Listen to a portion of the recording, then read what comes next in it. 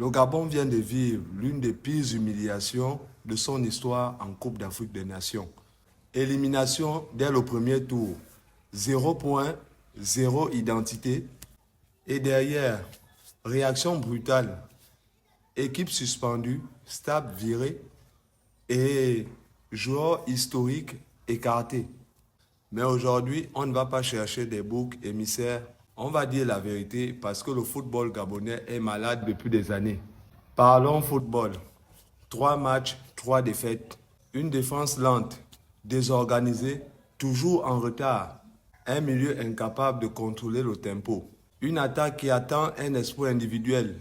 Le match symbole est celui où le Gabon mène 2-0 et finit par perdre 3-2. À ce niveau-là, ce n'est plus une erreur, c'est un effondrement mental, collectif.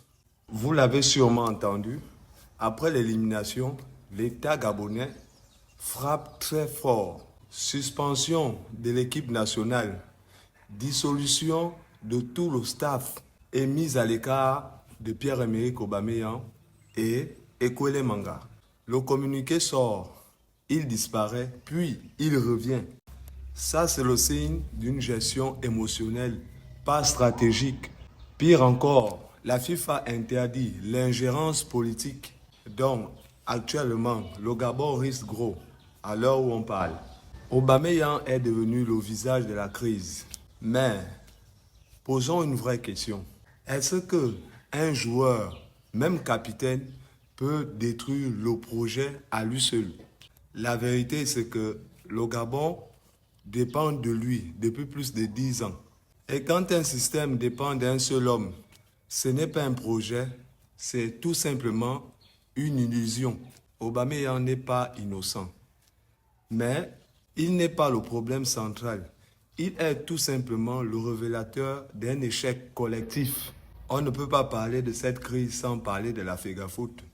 Gouvernance instable, manque de transparence, absence de vision long terme.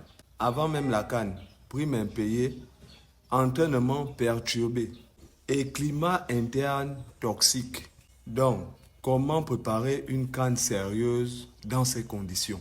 Le problème du Gabon, ce n'est pas cette CAN, c'est plutôt 15 ans de bricolage. Aucun plan de formation solide, peu de centres régionaux, jeunes talents mal encadrés. Résultat, on saute de génération en génération sans continuité. Pendant que d'autres nations construisent, nous, on improvise.